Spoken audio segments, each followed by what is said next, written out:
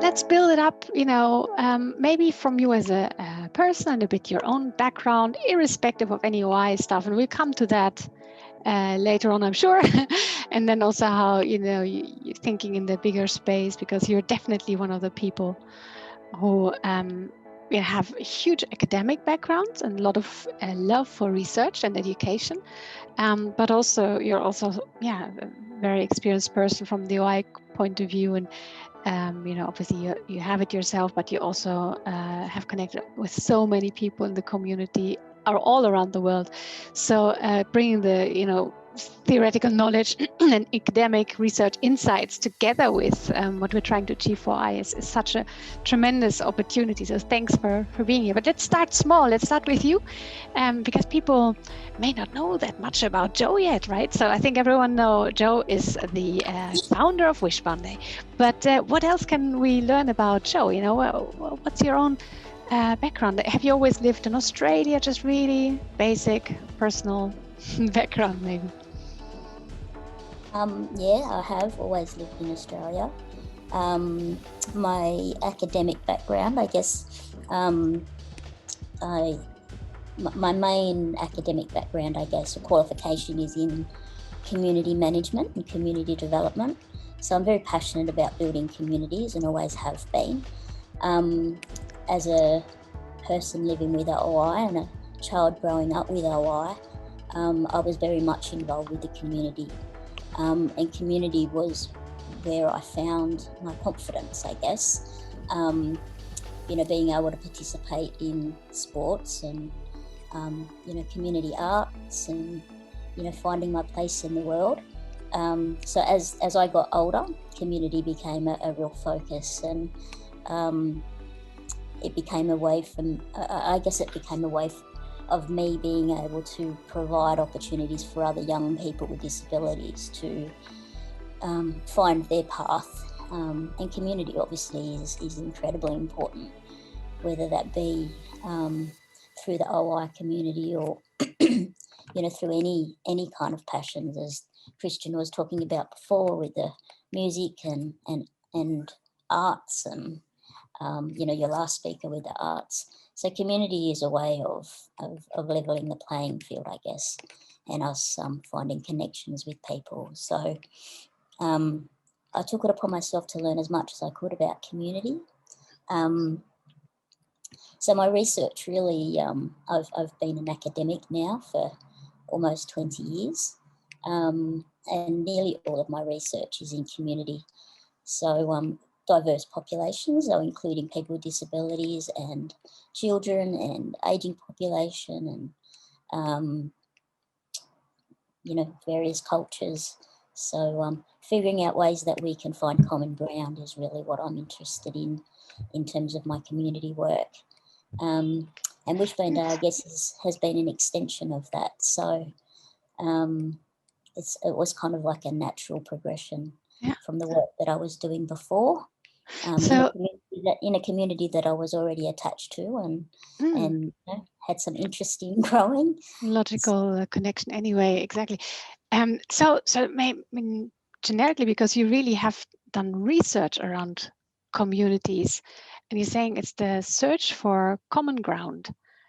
So it's, I guess that's also what many businesses also trying to define. What is the kind of core of it all? What connects them when all those superficial things are over? And so, how do you even discover what the purpose or the shared ground is in a community as diverse also as OI? I mean, can you imagine this? How do you find that? What are the ways that can help?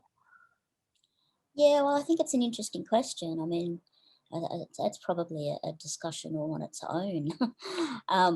But, finding common ground, I think we can't do that as organisations or as leaders. Communities have to find that themselves. So I think that, the important thing for creating communities to create platforms and meeting places for people to forge those networks and forge those relationships. The OI community, I guess Wishbone Day is a really important one for me, obviously, being a person with OI myself. When we started Wishbone Day, it was about conversations with a whole range of people that were in our community. And I think that the challenge we have is that depending on where you are in the phase of life, whether you're a parent or a young person living with OI, or an older person living with OI, or a nana or a pop, or whoever you are, everybody's journey is a little bit different, and they don't have a common ground across those areas, but they have a common thing that they share. And you know, so there's a unifying thing, but what they need is different. And if we try to provide all of the things that people need, then we kind of miss the point.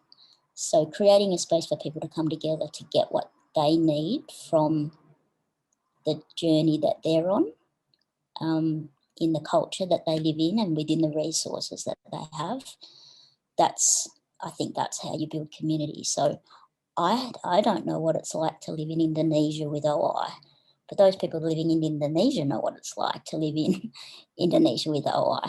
They know what resources they have. They know what the needs are. I don't know what it's like to live in the Netherlands, you know. But, you know, creating a platform, we have to trust our community knows what they need to do.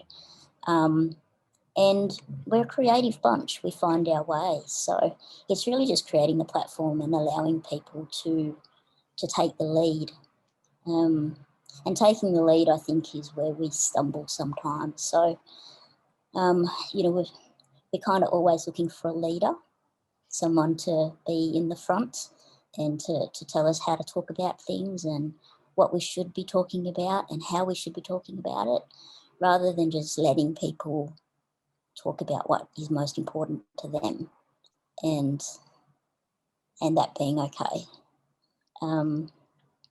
So obviously the Wishbone Day community has many leaders, which I think is what makes it successful. So my role started at the very beginning, and I didn't really have to do much. How did it all start? I mean, and I would love to also talk more about the academic part, but let's indeed, I think, make sure we bring it close enough to home so we can all also kind of benefit from that insight. And, you know, we may want to do similar things in other ways to kind of grow from a little seed to something as beautiful as Wishbone is today. But how did it get started? So I was invited to to lead a session at an OI conference here in Sydney, and it was really, the session is detailed on the Wishbone Day website, but it was really just to get some ideas about what the community wanted. So at the time, I think the OI community, not just here in Sydney and Australia, but around the world, were a little bit disjointed. There was lots of organisations doing things, but there was, you know, we were changing the way that we were doing things, and we hadn't quite landed on a way to move forward. So the OI Society here were feeling that, you know, people were drifting away and perhaps not wanting to be members anymore, because there was Facebook and there was, you know, Instagram, and there was all other ways to get connected. So the session was really just about finding out what people wanted from their society, really. So I led the session, and overwhelmingly what came up was that we needed to have more awareness, that we needed some way of unifying the community. But I think for me what came up was that everybody was at different stages. So, you know, it wasn't about just providing a one-stop shop, because you couldn't provide for everybody what they wanted. The loudest voices in the group came from the young people. So there was a group probably of 12 young people in our OI forum who really wanted to have a voice. But in some ways, and very unintentionally, their voices weren't being heard because of organisational structures and responsibilities around fundraising and, you know, organisations needing to kind of look a particular way. So stories being kind of censored in a way, I guess. And the young people were really annoyed about that their stories were being censored and that they couldn't talk about the things that they really wanted to talk about. So when I took all the feedback from the young people and parents and the youngest members of the OI community, so we had kids as young as 3 and 4 in our groups, the community aspect of it really kind of struck me. So I did a bit of a session where we looked at the strengths and the weaknesses, and the thing that I think that got in the way mostly was fundraising. So because fundraising had a particular formula to it, we talked about OI in a particular way, and the motivation really was about getting funds. Again, whether it's intentionally or unintentionally, some of the messages that get lost in finding a cure, and many of the young people really objected to that. So they wanted to hear about stories where they got jobs and they could share their lives and their successes, and I don't want to be fixed, thank you very much. So we sort of took those messages and said, well, what would it look like if we took the fundraising out? And I played around with a few models and I kept coming back to that. So when we took the fundraising out, what we were left with was a different way of people engaging.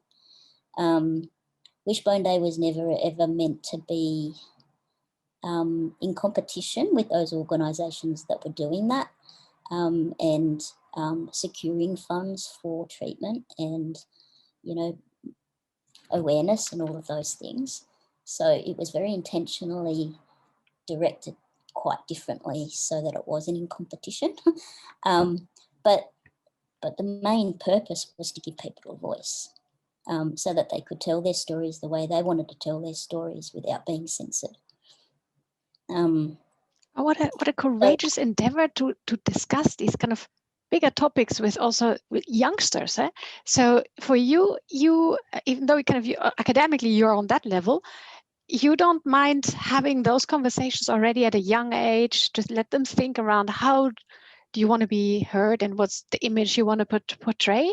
I mean, you have this interest for children with a disability as well. So tell us a little bit more around that, because I think that's quite innovative still. I think we think of them as needing guidance, but you turn it the opposite round. They can guide themselves maybe in some shape or form better than we can for them. Well, and I think our young people do know what they want and what they need, but we often don't listen to what they ask for. Many of the adults that were running or still are running OI societies around the world are still focused very much on finding a cure. And most of the young people that I was speaking to were not talking about that.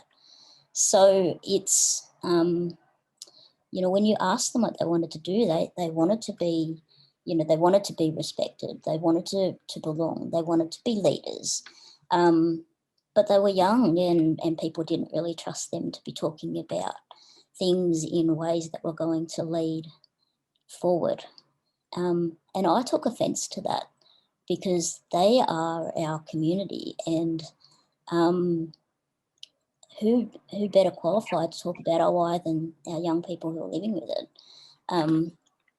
whatever the story. So again, it comes back to everybody's on a different journey, and not everybody's story is a positive one, but not everybody's is a negative one either. So, having that broad spectrum of voices, we were bound to find somebody who we could relate to. So if we're censoring everybody and only telling the stories that were going to get us more money or more resources or more, treatment, well, then we're censoring communications in a particular way. So, the way we treat OI in, the US is very different than the resources that we might have in Indonesia or in Ghana or in, Nepal. And I think it's incredibly unfair to be comparing one region with another region when, you know, when I was a child, we didn't have any of that stuff and I turned out okay. So It's almost strikes me like, you know, there's indeed, it's good to be part of your regional context, because also healthcare systems are obviously vastly different, and indeed some have access to wheelchairs that are super advanced level and others don't even have a wheelchair. So I mean, kind of huge differences. But on the other hand, I hear you also say that in a community, a local community, there are also many differences.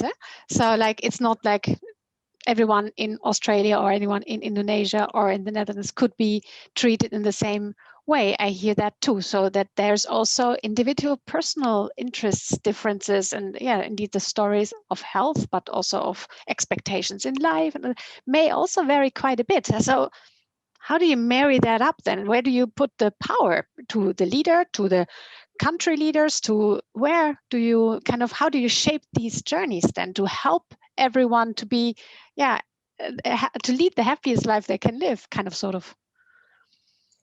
Well, I think you asked the community as a whole. I mean, I haven't led the community. The community's led Wishbone Day. Mm-hmm. I unleashed it and then they took it and grew it. So I don't have conversations with people every day about how to do Wishbone Day. You know, the community have done that themselves. So I can't take any credit at all for the growth of Wishbone Day and where it is today. That is completely in the hands of our communities around the world. And the growth that we've seen of OI communities in all of those regions is incredible. And what they've been able to achieve and manage with the resources that they have is testament to the community development platform that we built. So Can I just think, clarify one thing? Because some people are still thinking Wishbone Day is an organization. yeah, so that's what I was just going to come back to. So the platform for Wishbone Day is very simple. So it was designed with my kids in mind. So that small little group of 12, 15 kids that we were working with in the very beginning, that the platform had to be built in a way that they could manage it independently. So the Wishbone Day website that you see now is the original website that we launched way back in 2008. And it's free. I pay for the domain name, but that's it. So I think that's like $17 a year or something. The platform itself is free. So if we developed a platform that needed resources, then the energy of Wishbone Day then had to go into finding resources to run it. So it would be unfair for me to launch a community platform that no one could replicate. So it doesn't matter where you live in the world, and all you've got to have is access to the internet. You can launch that website exactly as it is. You don't even need to have a domain name. We didn't in the beginning. We just had the free website name, and we changed it when the Wishbone Day went global, just so that it had a home and somewhere for people to come back to. But Wishbone Day is not an organisation. There's no staff. There's no paid sponsorship. There's no funding. There's no big rallying groups of people who make that happen from this end. So obviously Wishbone Day is a global event, and it happens all year round. I mean, I know this, your platform is Wishbone Day every day, but I see Wishbone Day every day around the world. So it grows and it develops all of the time.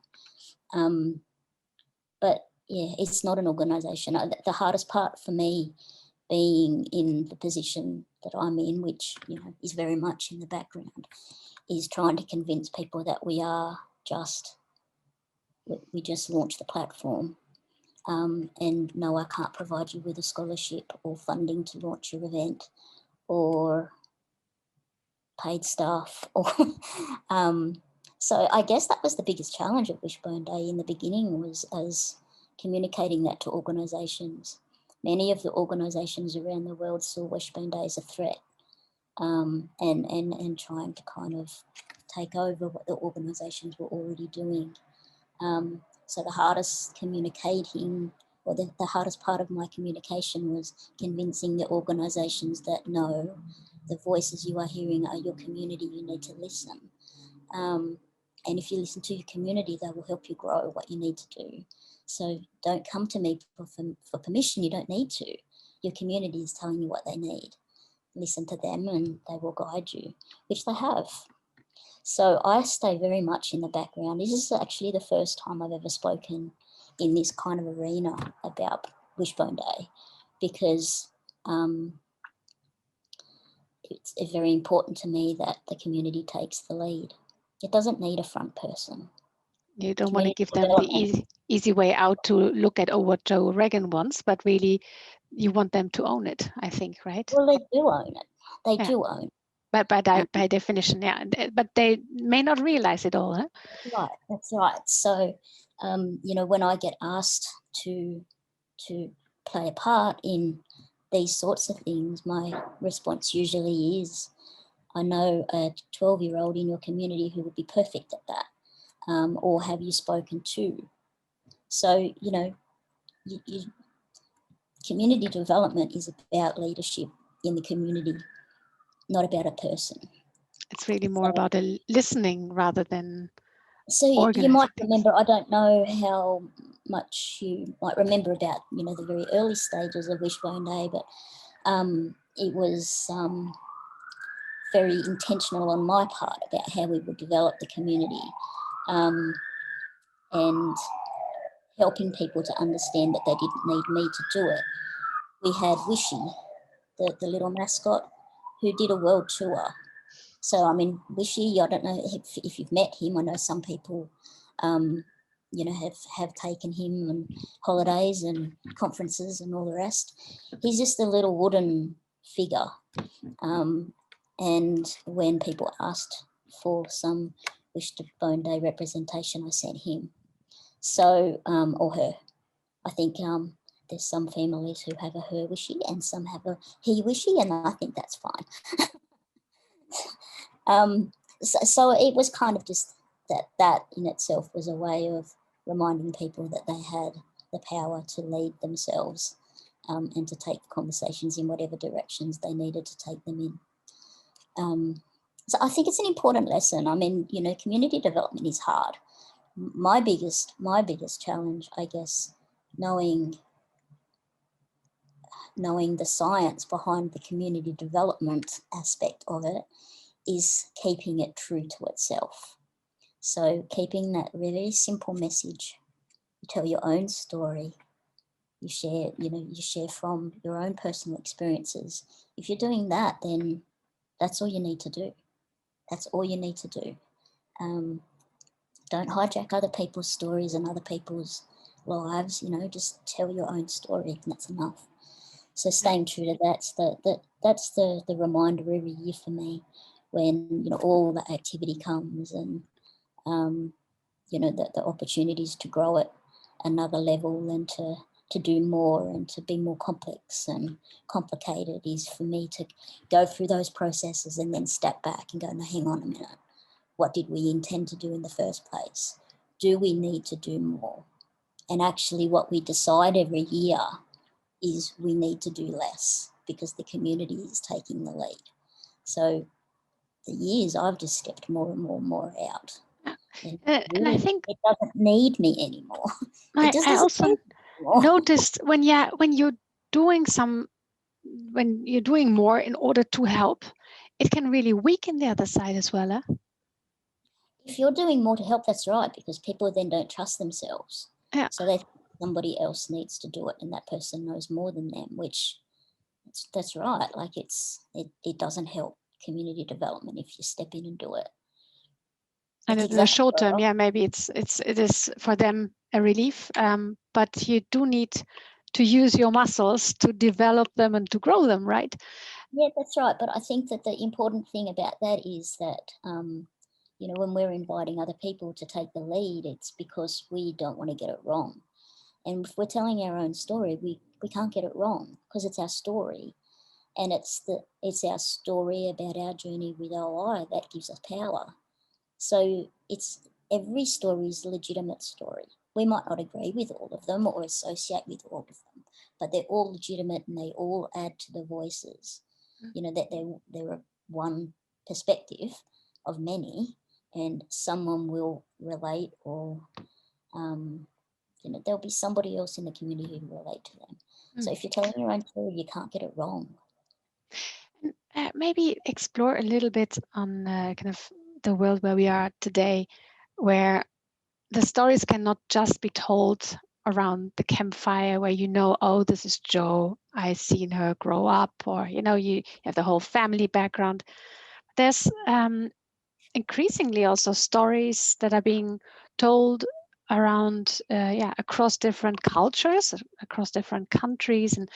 And we have a couple of people in the afternoon who are kind of real influencers with who I'm talking about, for example, the need for physical exercise and stuff like that, trying to help others kind of think about things differently, etc. How do you look at that? Those big storytellers that are increasingly getting attention.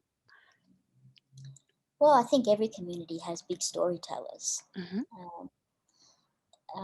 Again, as I think leadership comes by letting those people have their platform. Our community is smart enough to know what's going to work for them and what's not. I don't feel like I have to protect people from their community. They know what they need. And if they don't know right now, they will eventually. So, I think trust is a huge part of growing a community. And, in the beginning of Wishbone Day, I put a huge amount of trust in the young people who led the first round. So, it really was from my position was, well, they can't get it wrong if they're telling their story. So I honestly believe that if people are honestly telling their own story, then who am I to judge that? Those in the community, whether they believe it or not believe it or relate to it or don't relate to it, it's up to them. It's not up to me to decide. Yeah, exactly. Yeah. And everybody will take something from that and they will do something with it or they won't.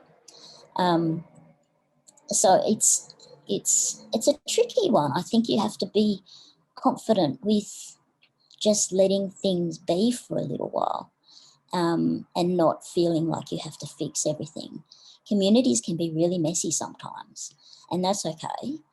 That's how communities form, and you get small. You have a big community, and I mean, you all know within our OI community we have lots of small communities that break away.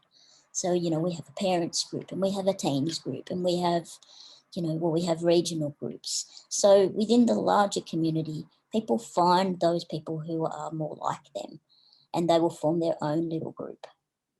And they will get from those little groups what they need. And then they come back to the big group, share what they have learned, or look for more stories or more resources as they grow and they develop and they need new aspects or perspectives to take themselves to the next level. I think the really important thing around Wishbone Day for me was, or the frustrating thing for me when I was grappling with how do we develop this community, was not much had changed in the years that I was a child in terms of the way we were talking about OI. And that really annoyed me because we were still having conversations about, the how dreadful it was to have a child with OI. What a burden that is to put on a child who has OI, that their life will not be meaningful and full. And I knew that was a lie because I was living a full and meaningful life. So when we've gone, many decades, where the story hasn't changed much, you sort of go, yeah, something has to shift and we need to hear more stories. The parents that I know who were coming to me as, needing leadership and mentoring, they wanted to know that their kids grew up. They wanted to know, did they get jobs? Did they have relationships? Did they have happy, fulfilled lives? And the answer to all that was yes, but we weren't hearing much about them. We were mostly hearing about what we needed to do to fix people.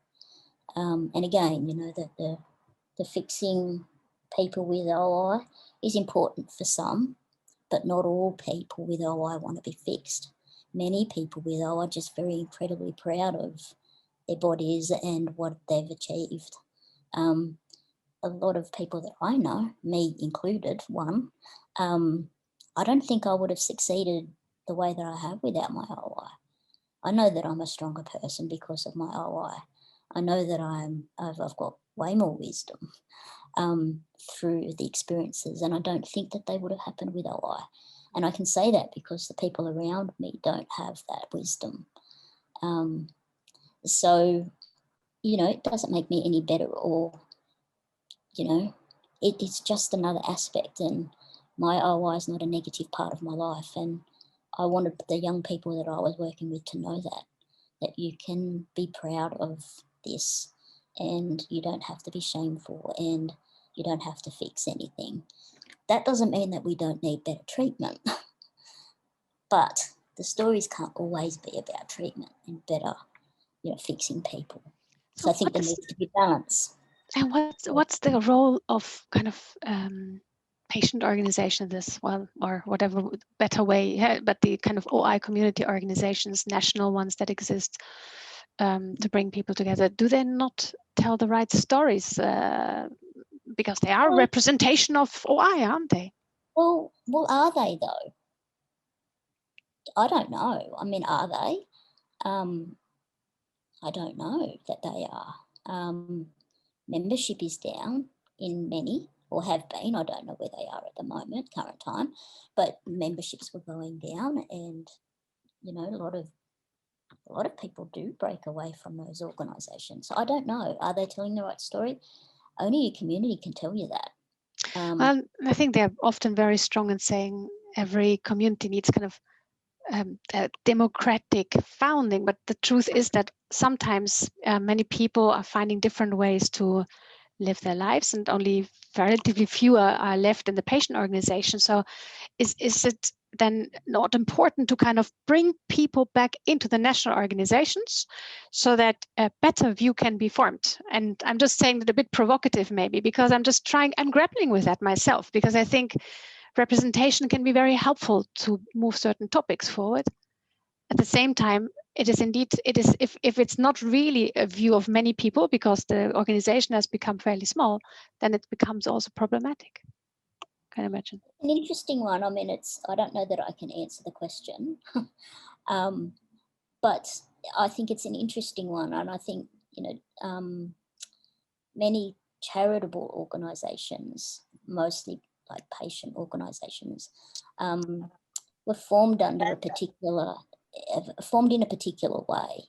So I think there's a formula to charitable organisations, and I think that formula is old. We need brave organisations to step outside of the way that we've always done things, and to do things in different ways, to have different types of conversations. I think that there will always be a role for those types of established, groups and obviously fundraising groups. There will always be a role for them, but they're everything to a community, and nor should they think they should be everything to everyone. So I think that Wishbone Day has shown us that we can do both. And I think personally, and many people might disagree with me, but I think that many of our organisations around the world have really stepped up since Wishbone Day, because the community did have a voice and they had somewhere else to talk about what they wanted. So organisations had no choice but listen. And I'm not saying that in a negative kind of a way, but I think in a way it's kind of helped the organisations to take that brave step and do things differently. I don't know what the answer to that question is.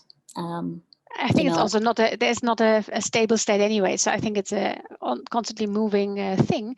But what I hear you say loud and clear is really that putting trust, confidence, and power to the individual to authentically bring their story across, what their life should be about, is the best thing you can do, because then you cannot be off message. It's your own view of the world.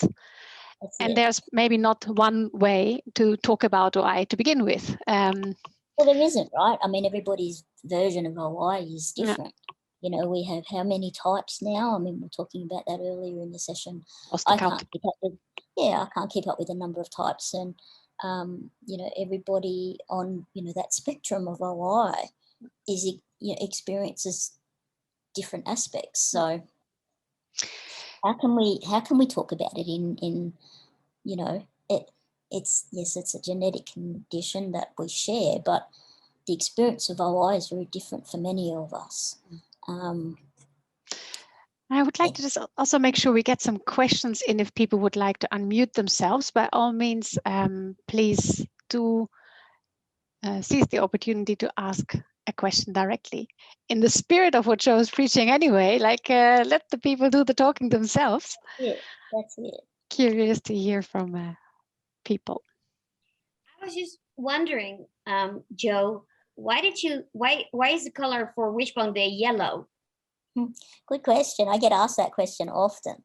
I can imagine. Yeah. So the yellow was a color chosen by the youngest members of our working group when we were designing Wishbone Day. They thought yellow was the color of a wish, and you know, it was kind of a happy color, and the message that they wanted to put forward was that they were happy and, you know, bright, and we needed a color that everybody could relate to, and you had to wear a yellow shirt because otherwise people couldn't find you. So I kind of thought, well, I can't really argue with that. You know, so yellow it was. So the kids chose the yellow. We really kind of ran with the idea of doing yellow because also we didn't want to compete with the organisations who, you know, use the blue colour to do many of the fundraising events. So we also didn't want to kind of confuse the, you know, the role that Wishbone Day played with, you know, the organisational fundraising aspect of the community. So we intentionally made them very separate. But I didn't choose yellow. My junior leaders chose yellow, and I thought it was pretty cool. But if you look at what, you know, yellow symbolises, it's you know, it symbolises a positive future, and you know, it's like, well, that fits. You know, so I thought, yeah. Also, nowhere to hide in yellow. That's right. That's right. That's also the color of friendship, I thought, right? Yeah. And the kids really loved it. I mean, they straight away they kind of jumped on it, and you know, so much more fun, you know, wearing yellow. And yeah, we kind of realised how difficult it was to find yellow t-shirts after we launched Wishbone Day. But anyway, that's another issue. I think that also Kim is getting totally ready here. Kim is in Nepal, right? Yeah. Hi, Kim. How are you? Kim you're on mute at the moment, Kim. I was looking at photos of Amish before. He's grown up so much. I can't believe it. He's still on mute at the moment. He's looking for the unmute button. On the left. Yeah. Yay, here we go. Yes. Yeah. How is he doing? How is your son doing? Yeah, your boys he's are growing fine. up Yeah, he's much. fine. He's doing well. How old is he? He's now 11 years old. 11. Wow. Yeah, but he had lots of health challenges lately, right, Kim?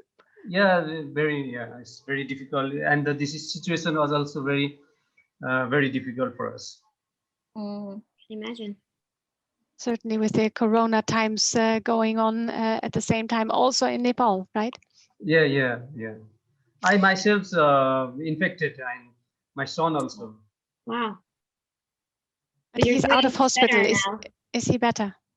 Yeah, my son is better, and I am also better in process. Yeah. That's good to hear. Thanks for letting us know, because yeah, it is very difficult, I guess, depending on the healthcare system, what health care you can get. And I think, Jo, that was an interesting point you were making. We want to be proud of ourselves, and really live the life we want to live, and we also want to have the best possible healthcare. We're not there necessarily around the globe, right? So you have a very good friend who's also doing a lot of work around helping the healthcare to grow in certain regions. I think we're going to talk to her shortly, right?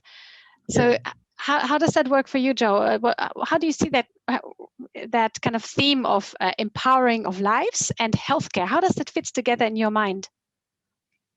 Yeah, well, I mean, Kim and I have done lots of communicating across the various platforms on Wishbone Day, and I mean, Kim's taken a huge leadership role in Nepal to grow community over there, and to establish a foundation in terms of community development and establishing good health care. And so through Kim's work and the connections through Wishbone Day, I mean, he's been able to really forge forward around healthcare, getting better access to treatment, getting better education around doctors through that linking of professionals to train and educate those that are on the ground in Nepal to better serve those with OI living in Nepal.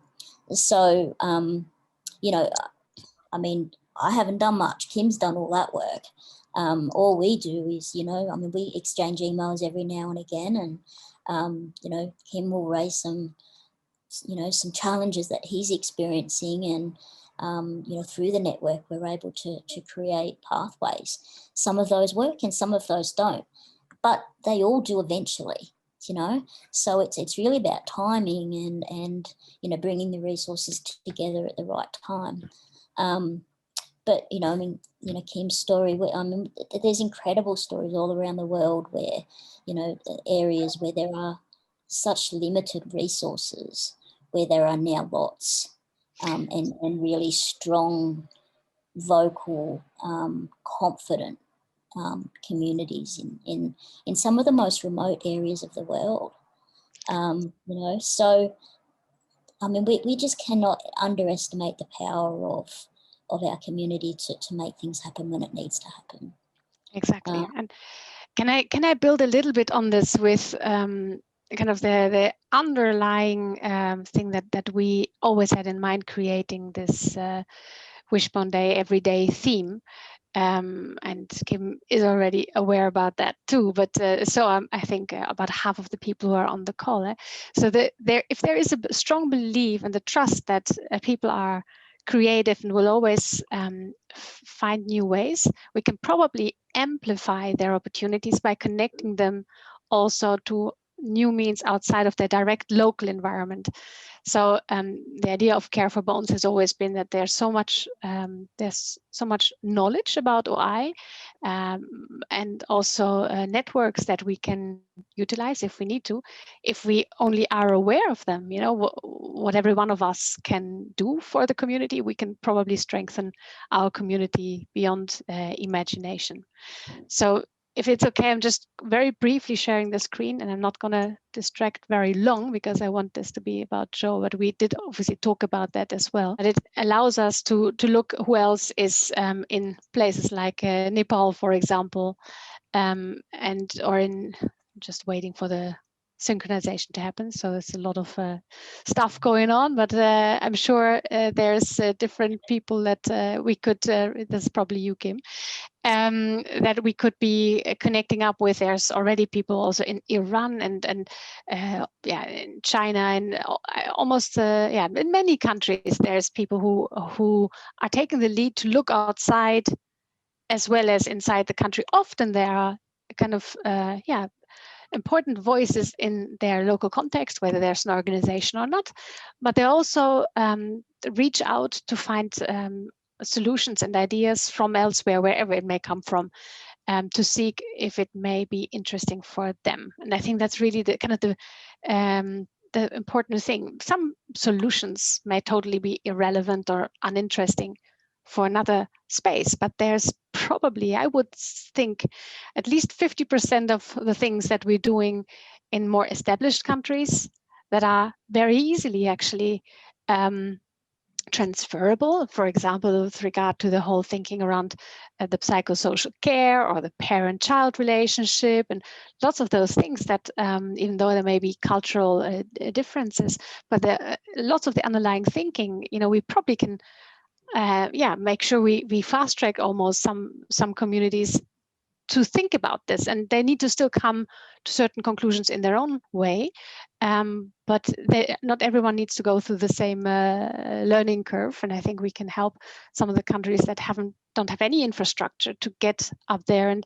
share this in the events, for example, the webinars that we are organizing here around, in this case, it's by coincidence two genetic ones. This is about rehabilitation. This was more the psychosocial aspects, which have a lot of the attention, but then also keep working it in those networks that are available here on a country level, but also internationally, having people with OI thinking about the psychosocial aspects.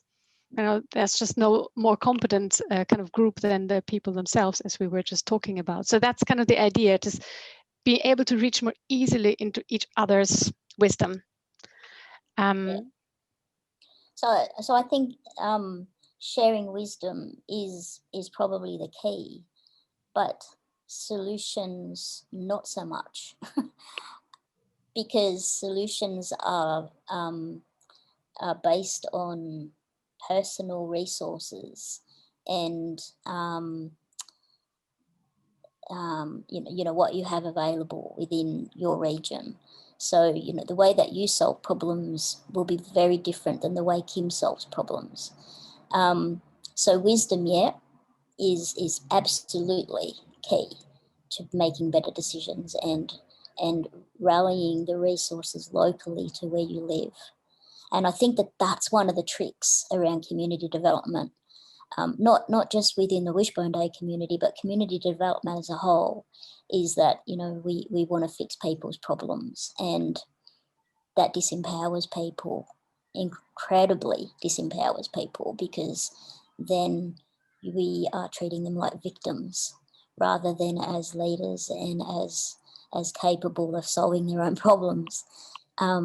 So, sharing wisdom is really what gives us power. But not fixing things for people is a gift. Might sound kind of weird, but I think it's a gift. Yeah, I once heard a story from somebody who said, he said, God gave me the gift of incompetence, because that way I know in certain areas I really just need to let it happen, which I found that's a beautiful way of thinking about the gift of incompetence. And I think in many ways, and also me as a parent, I would say that I really don't want anyone else than people with OI to define what's good for them. There's enough clever people, and also on an individual level. It's not even on an organization level. It's really about an individual choice. And there's so many levels where that could happen. So definitely, so it's not about the wisdom of kind of teaching top down, but it's more about making lots of things available and very easily available, because that part shouldn't cost too much energy, but allowing people to cherry pick what is right for them at this point in time in their journey, in their country, for them as an individual, I think is probably the sweet spot, I guess. Yeah, I'm just thinking of an example of a wisdom a wisdom sharing exercise that created value in a community. So a few years back, we had some communities forming, like very new communities forming in Pakistan and in Indonesia, and sort of regions around there. And the group there really needed access to equipment.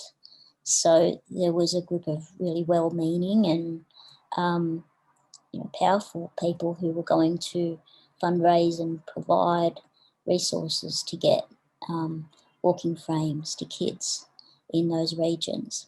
But to get them there was going to cost a lot of money. So instead, what we did through Wishbone Day was to provide them with the instructions of how to make your own walking frames, and sent them to a group of dads, and the dads made walking frames for all of the kids using local resources, and the cost was minimal. Rather than being astronomical fundraising effort to get equipment there, we actually created industry through local families. So they not only got walking frames, they got jobs. So it's solving the same problem, but in a different way. And I think we tend to kind of want to fix things for people rather than giving them the resources to do it themselves. And I think that was a really lovely example of solving a problem without solving a problem. And they can actually also fix their own walking frames then once they are broken, etc. Right. So they might not have been as pretty as the ones they might have bought, from some of the more developed sort of regions, but they were equally as good and did the job. But they could then focus their energies and resources in other areas rather than spending huge amounts of money on equipment that they were able to produce themselves. So that enterprise then went on to start developing other types of equipment.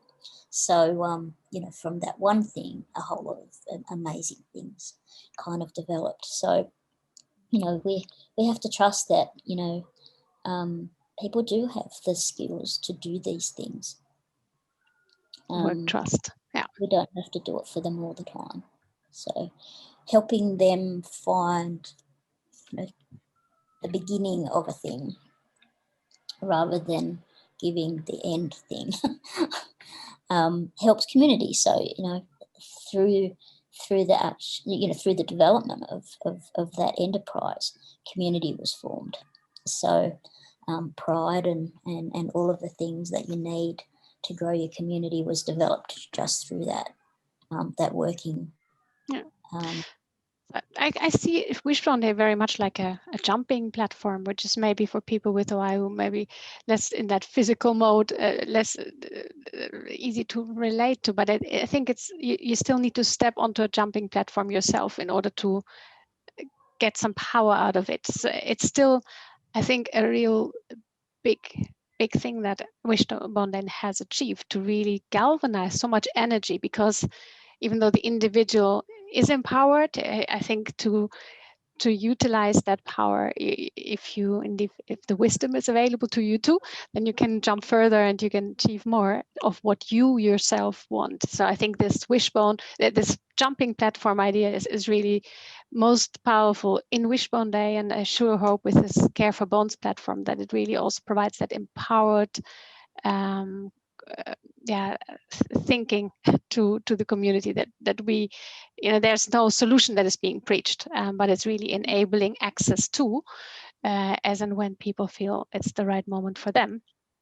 Mm-hmm. And then they will often also tell us with information that they provide in the platform what they want to hear more of, what is not available to them currently, which is, I think, exactly what, this is the beauty of our new virtualized world, that we can find out these things more easily instead of all digging ourselves, which is also creating muscle power, but also takes a lot of energy and a lot of time. Yeah, well, I mean, I think that's an important point. I think what Wishbone has achieved through the communities, adopting the idea and the concept is it did level the playing field. So it does give people permission to take the lead on their own story. And I think it's really around that transaction of power and capital. So if you have an organisation, automatically, without them doing anything, people see them as a leader. That they have to get permission to talk about something or permission to do something. I think that it's a huge part of the interactions that I have with the community is giving people, well, not giving, but reminding people that they don't need permission to do Wishbone Day. You don't need to ask me, can I use Wishbone Day to do a thing? Well, it belongs to you. You don't need to have permission. As long as you're using it in the spirit that it was intended, you can take it in whatever direction you like. But I think that that's what Wishbone Day has been successful in doing, is providing that the transaction of power and capital. So people have power. Our community have power, and their story is the capital. So that's the thing that creates the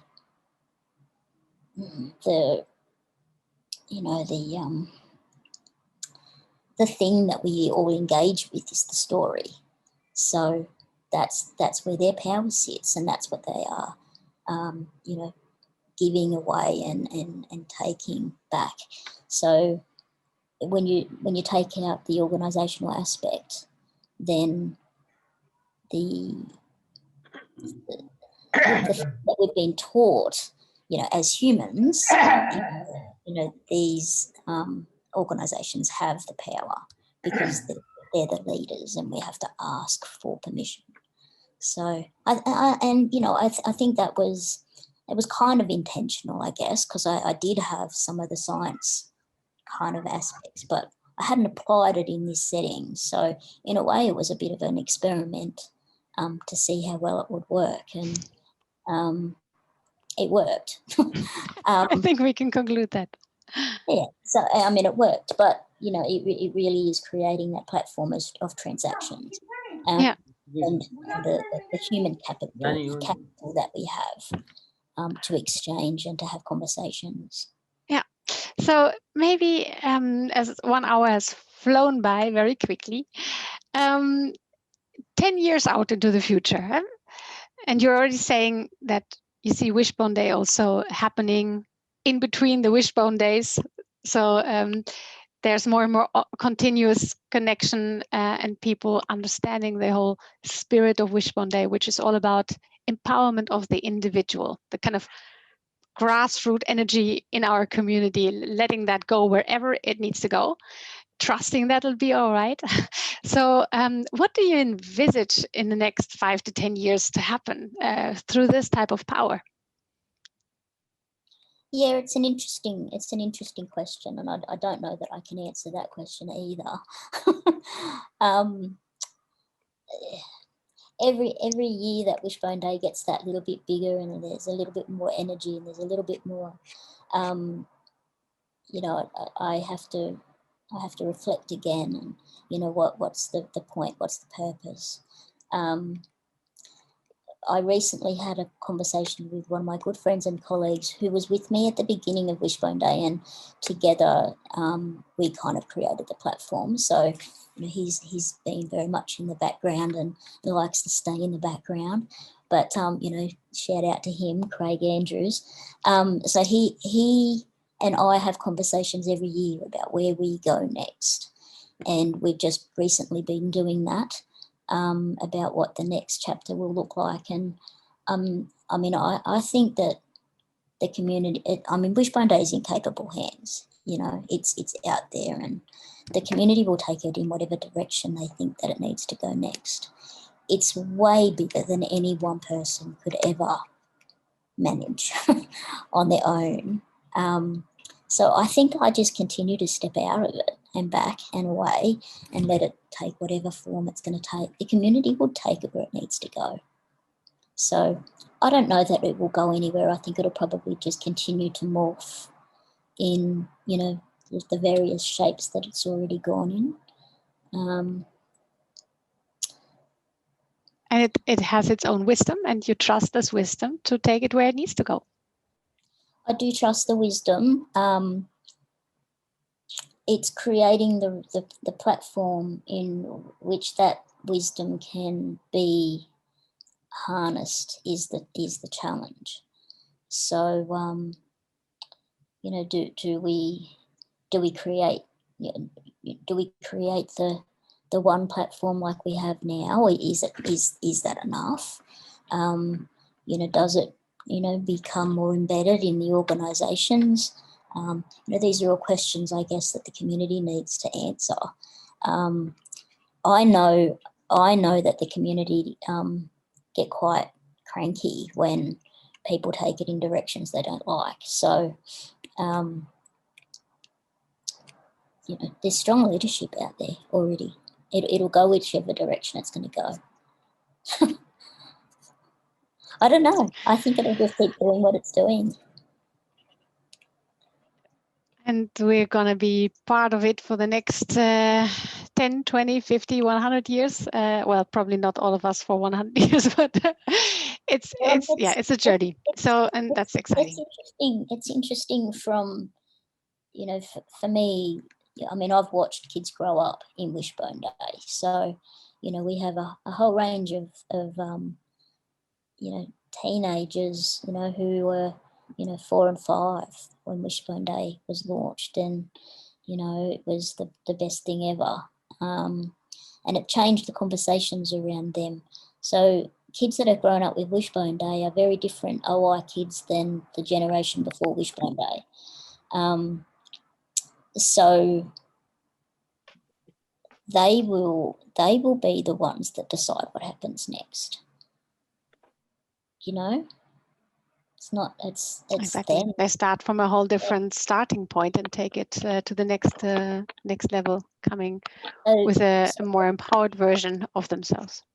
So the most influential people for developing the Wishbone Day platform, although it was, the OI Society of Australia, so, a broad range of people were involved with the brainstorming session.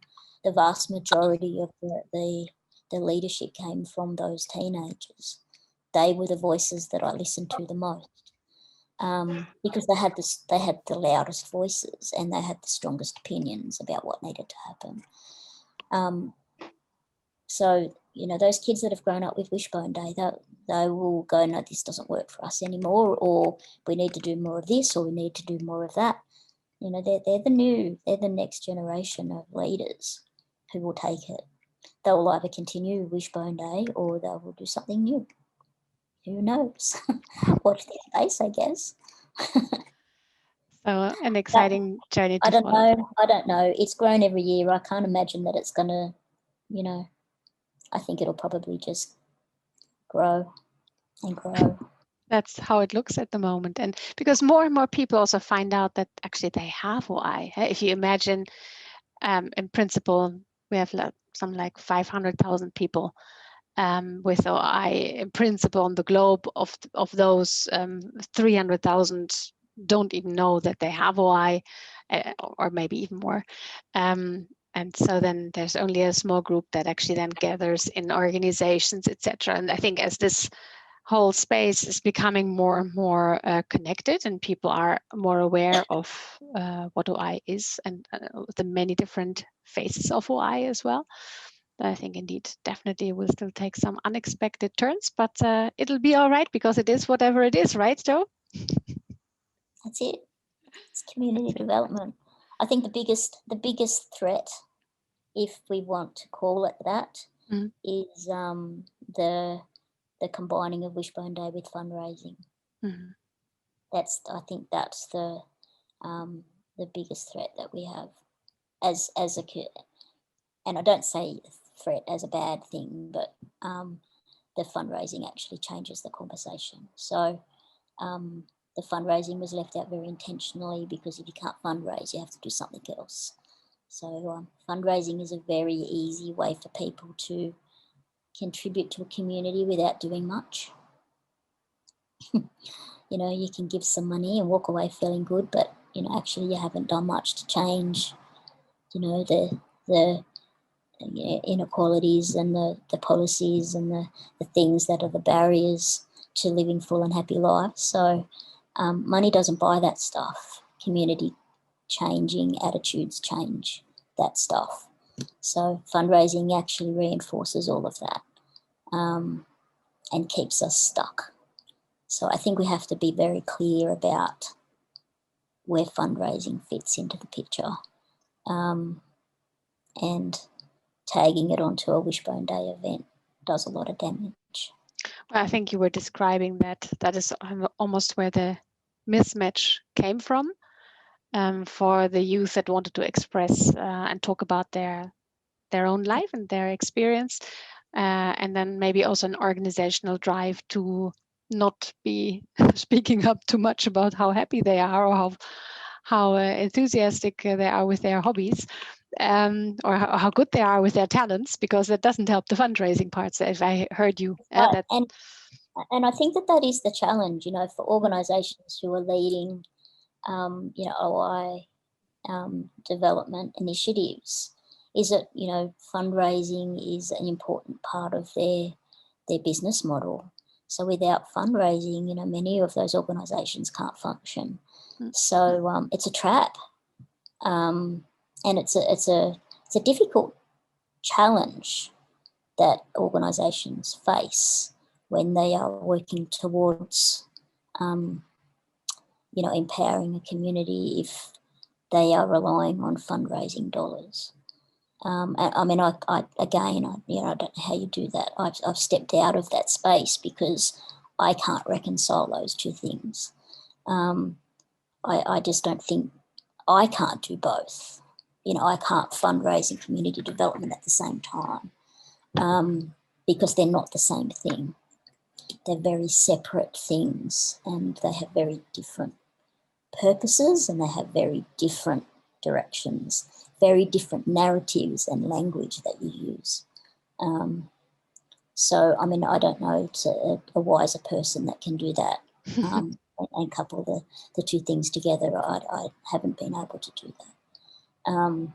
So you're very clear. Keeping any kind of fundraising out of Wishbone Day is something that, whilst you leave everything to wherever it wants to go, the one thing where you do step in is when it comes to any kind of relation to fundraising to Wishbone Day. That's where you really, I think, affirm yourself as well, which is keeping the whole idea intact as it was. And I think the important thing to note with that as well is that a lot of the conversations that I've had with particularly those individuals that attach to organisations is that by taking the fundraising out, it's a missed opportunity. I mean, obviously we could raise bucket loads of money through Wishbone Day because there is so much energy and it's so upbeat and fun. We could raise a lot of money, but that's not the point. So I think, we have to be clear on, what's our intention of doing certain things. And Wishbone Day was never about fundraising. And it's one day out of the year. We have all those other days that we can fundraise if that's what we, decide that we want to do. But on that one day, it's about creating energy and bringing community together and sharing a space of respect. And then if out of those conversations, we can leverage some fundraising for an organisation or a group, then that's another step. But they're two separate things. And so Wishbone Day is not a missed opportunity. It's just a different opportunity. And I think that's important. I think that's an important point, and not everybody gets that bit. Yeah. So I think it was so helpful to hear that from you yourself, so directly and clearly articulated. I think this is just really helpful also for us to then see how we can grow that further with our own community work. I think we just found also this Wishbone Day something completely new with this open stage. It really, I swear, it just started after our conversation, which was like 2 weeks ago. And so it was really about then seeing, who would like to chime in. And you see that people are very, very interested to also, because they're very proud of what they've achieved.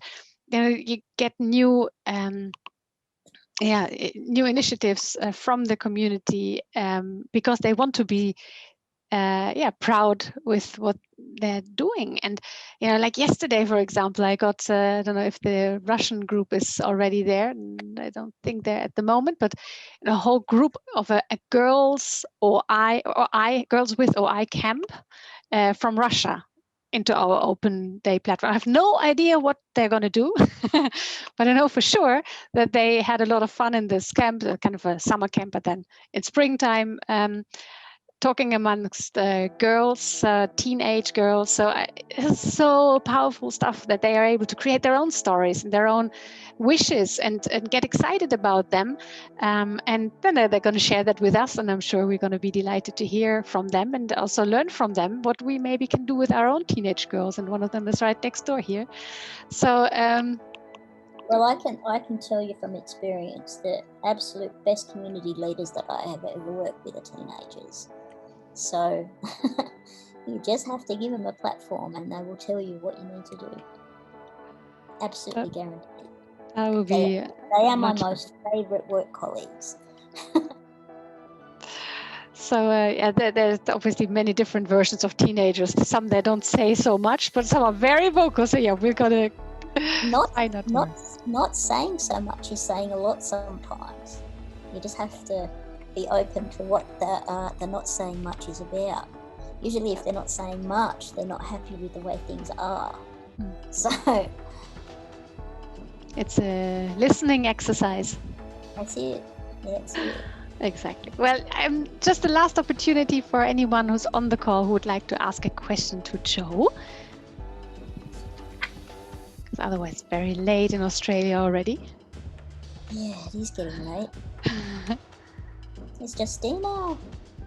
How is it over there now? Exactly. So let me just wrap up with Jo. Thank you so much. This has been a huge privilege, and really your trust in this, because just one conversation and then you were willing to have that open conversation without scripted questions.